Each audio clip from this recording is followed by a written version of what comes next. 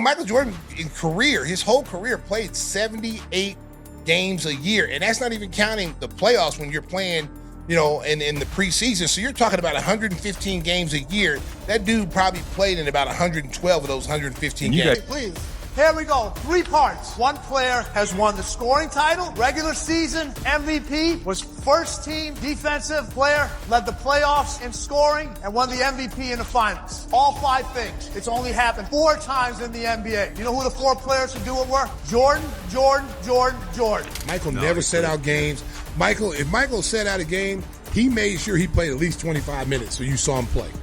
Whether it be preseason, he didn't miss any regular season games. But during preseason where most stars sit out, he played. The audacity, the sheer nerve of LeBron fans to even think 22 years of stat padding could match 13 years of pure, unfiltered dominance. Michael Jordan's own championship teammate just blew the entire GOAT debate to pieces with one brutal truth bomb. And now, LeBron's army of diehard fans are scrambling to delete tweets like their lives depend on it. This wasn't some random analyst behind a desk or another ESPN loudmouth stirring drama for clicks. No, this came straight from a man who lived it, breathed it, and won 3 championships alongside the greatest to ever touch a basketball, Stacey King. The man witnessed greatness up close, and what he said just sent shockwaves through the basketball world. According to King, the debate is over. Finished, done, buried. He said, "What you were doing in 20 years, MJ did in 13. Let that sink in. I'm not coming from a biased position where I'm just like, oh, that was my era, so I'm being biased. No, my eyes don't lie. I know what I've seen. And as great as LeBron is, and he's fantastic, but he ain't fucking with MJ. Just based off the eye test and the skill level and some of the stats and the heart, nah, yo, no. 13 years of absolute dominance versus 2 decades of chasing ghosts. LeBron's longevity might look impressive on paper, but when you put it side by side with Jordan's efficiency, the whole argument collapses. But Stacey wasn't done, not even close. He went for the jugular. LeBron James will go down as one of the best players who ever played, King said, before pausing and dropping the hammer. But let's stop the GOAT debate. And then came the knockout punch. The one stat LeBron fans avoid like the plague, championships. After 22 seasons, LeBron still sits at 4 rings, while Jordan locked down 6 in just 13 years. 6. And that's without hopping teams, without chasing superstars, without endless excuses. Stacey King didn't just end the debate, he torched it. I think it's misinformation. I think they want to control the narrative to make it look like this generation's players are superior. I mean, you look at the Hall of Famers that are in that era. And right now, every LeBron stan is trying to find new ways to spin what can't be spun. Let's talk about efficiency, because this is where the debate turns into a full-blown massacre for Team LeBron. Jordan didn't just win more, he did it in half the time. In just 13 legendary seasons, Michael Jordan grabbed 6 championships, 6 finals MVPs, 5 regular season MVPs, 14 All-Star selections, yeah, including those Washington years, and dropped over 32,000 points. Oh, and let's not forget, the man took 2 years off to play baseball. Meanwhile, LeBron's been grinding for 22 years and still only has 4 championships and 4 finals MVPs. Do the math, it doesn't add up. Michael never set out games. If Michael set out a game, he made sure he played at least 25 minutes so you saw him play. Whether it be preseason, he didn't miss any regular season games. But during preseason where most stars sit out, he played. I mean, we played in Lincoln, Nebraska. We played in Sioux Falls. We played in some small venues to get the people who may not be able to get to a big city to see us. We go into those places and play.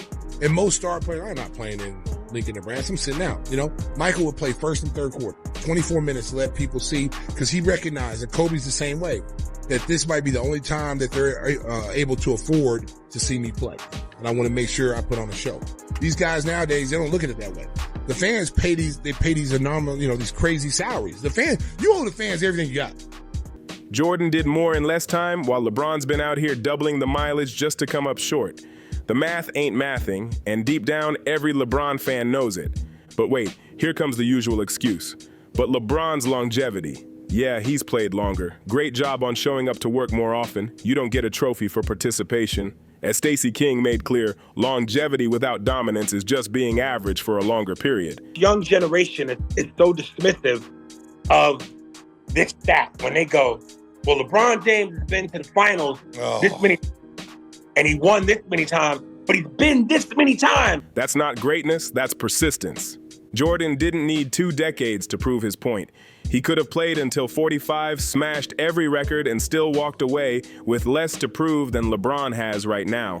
He finished his story in 13 years, clean, complete, legendary, and Stacey King knows this firsthand. He watched it unfold. He saw a man so dominant, so efficient, so perfect in execution that he could retire twice and still remain untouchable. Jordan didn't quit because he couldn't play. He quit because he already conquered everything. Now here's where it gets ugly for LeBron supporters. Let's talk finals records because this is the part they never want to discuss.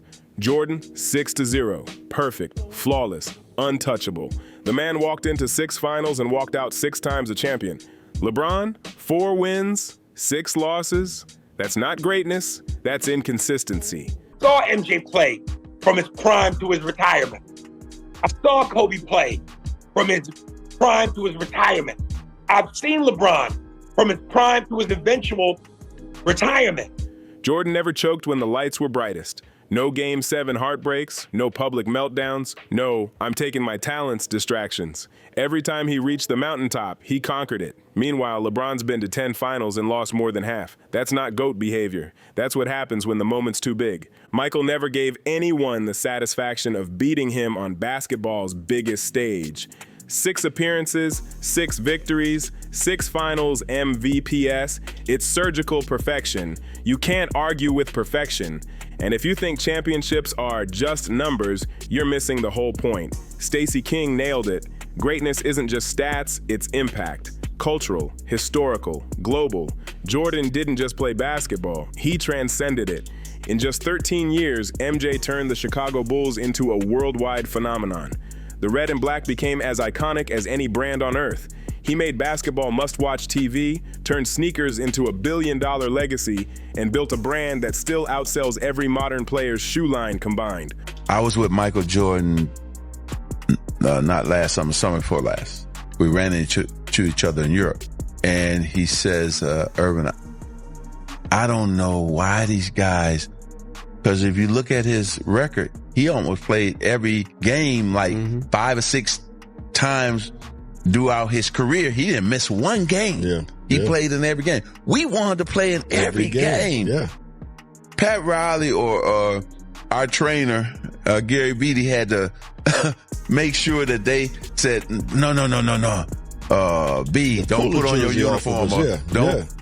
Don't come sitting on that bench because you want to play because you want to play for your guys and with your guys. LeBron's been grinding for 22 years trying to touch that level of influence, and he's not even in the same galaxy. Jordan's name echoes in music, fashion, film. Even kids who've never seen him play know who he is. Space Jam wasn't just a movie, it was a cultural takeover that made Jordan bigger than basketball itself. Stacey King knows what clutch looks like. He lived next to it. When the game was on the line, when pressure crushed most men, there was Michael Jordan. And then there was everyone else. The shot over Craig Elo, the flu game, the shrug against Portland, the final dagger against Utah. Every iconic moment, Jordan owned it like destiny itself. LeBron, let's just say Dallas 2011 still haunts his legacy. When the pressure hit hardest, when expectations were sky high, LeBron folded like a beach chair in a hurricane. King never saw Jordan disappear when it mattered. And here's why King's perspective actually means something. He didn't just watch from the sidelines, he played with those killers. He saw what Jordan brought to practice, to the locker room, to the entire team dynamic. Jordan didn't go around begging for superstars. He built them. He molded his teammates into greatness. Scottie Pippen wasn't born a legend. Jordan forged him. Dennis Rodman became an icon next to him. Steve Kerr became clutch because Jordan made him believe. Michael and these guys in that era, they recognized how important it was for the fans who may not get a chance to see them play. So when they go to a city, this might be the first time this family of 6 gets a chance to see Michael Jordan play. Jordan didn't need a super team. He created one through sheer force of will. LeBron, on the other hand, can't win without stacking the deck. Miami with Wade and Bosh, Cleveland with Kyrie and Love, LA with AD. Every chapter of his success story starts with, and then he teamed up with.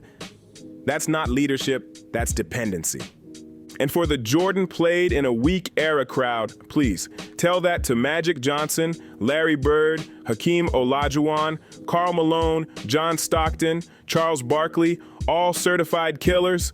Jordan faced legends every single night in a league that was tougher, meaner, and way more physical than today's soft whistle era. Hand-checking, blood, bruises, elbows.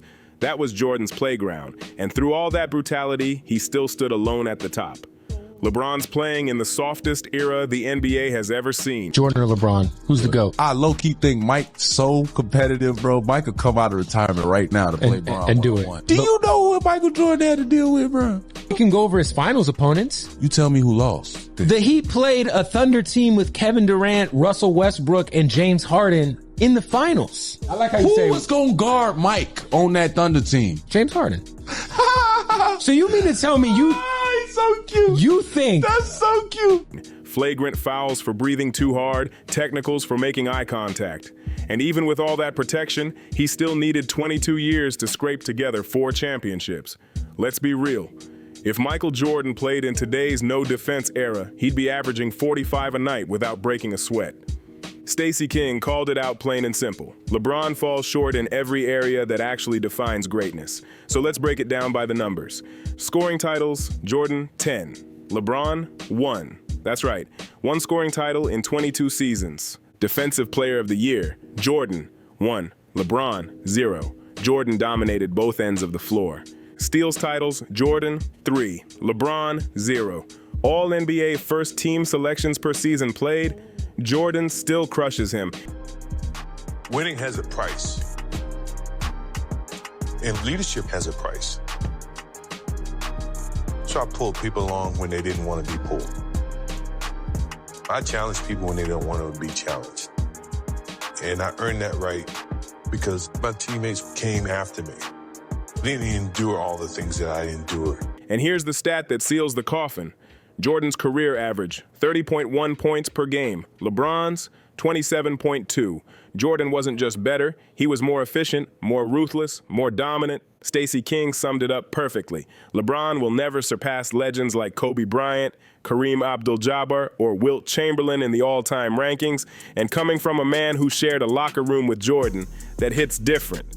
Think about it. A championship teammate of MJ doesn't even rank LeBron in the top 3. And honestly, he's right. Kareem's got 6 rings and the all-time scoring record. Kobe's got 5 and the Mamba mentality. Wilt? He's got stats that look like video game glitches. LeBron? He's not sitting at the GOAT table. He's fighting for crumbs at the edge while Jordan sits comfortably on the throne, untouched, unrivaled, and forever the standard of greatness. Stacey King saw Jordan's mental toughness up close, and it was something out of a movie. The man left basketball, played baseball, then came back and instantly won 3 more championships. You know, I was a big Michael Jordan fan. I had a poster of Michael Jordan on my wall. So when I would go to the game, I would actually rub the poster. And I'd go out and score 30, 40. And so I always attributed touching MJ's poster brought me luck. So then I get drafted by the Bulls. So my first game, I felt like I didn't need the poster anymore. He played through food poisoning, nearly collapsed, and still dropped buckets like nothing happened. Every slight, every doubt, every bit of hate, Jordan turned it into pure fuel. LeBron? The second things go south, he's posting cryptic tweets, throwing shade at teammates, blaming coaches, or calling for trades. When the pressure hits, he builds a new super team instead of facing it head on. That's not GOAT mentality. That's participation trophy energy. Jordan never begged for validation. He didn't need social media campaigns or endless comparisons. His game spoke for him. And the craziest part? Decades later, people are still arguing because LeBron fans can't accept that their guy's been chasing a ghost he'll never catch. Here's what Stacey King understands, something most casual fans completely miss. Greatness isn't measured in time served, it's measured in domination achieved.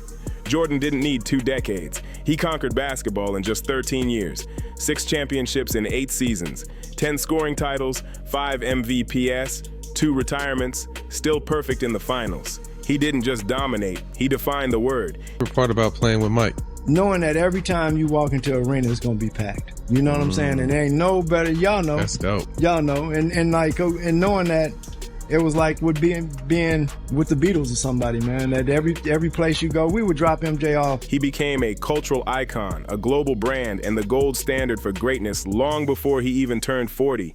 LeBron's had to play 22 years just to keep the conversation alive, and even then, he's still chasing Jordan's shadow. Stacey King's message couldn't be clearer. The GOAT debate isn't ongoing, it's over. It ended in 1998 when Jordan hit that final shot in Utah, walked away, and froze time. The numbers don't lie, the championships don't lie, the finals record doesn't lie, and most importantly, the people who lived it don't lie. So when Stacey King says what LeBron's doing in 22 years Jordan did in 13, that's not bias, that's math. LeBron fans can scream longevity all they want, but longevity without dominance isn't greatness. It's just mediocrity stretched out longer. Question about the Bosch spacing, but because you just said that, was that the low point for you in your career? Oh, for sure. 2011. The lowest. Yeah. Yeah, the lowest. Yeah. The lowest. Jordan could have kept playing until 2010 and shattered every record known to man, but he didn't need to. He'd already proved his point. Every single argument for LeBron collapses under the weight of Jordan's efficiency, more championships in less time, a perfect finals record, more MVPs, more records, a global legacy that still prints money today. He was the superior clutch performer, the better teammate, the tougher competitor, and the ultimate mental assassin. Jordan didn't just win, he dominated every era he touched. Stacey King witnessed it up close, lived it, breathed it, and won with it. And now he's dropping the truth LeBron fans can't handle. People hate comparisons, and especially over different eras. But from where you were standing and playing, was Michael the best or the greatest ever? For sure. I mean, you look at the MVPs that he was able to achieve, but I think it was all brought from us being successful as a team. Obviously, someone is going to bring those accolades home, but yeah, he was the greatest player, definitely in basketball. This so-called GOAT debate ended back in 1998 when the real king walked away with 6 rings and nothing left to prove. Let's be real. This debate isn't a debate. It's desperation. A last-ditch effort by LeBron stands to rewrite history because deep down, they know Jordan won more, faster, cleaner, and with more swagger than anyone ever has. Michael Jeffrey Jordan, 6 championships in 13 years. No super teams, no excuses, just pure domination. The debate's been over for decades. LeBron's just been arguing with a ghost. Subscribe if you're ready to admit what every real hooper already knows. MJ ended the conversation before LeBron even entered the league.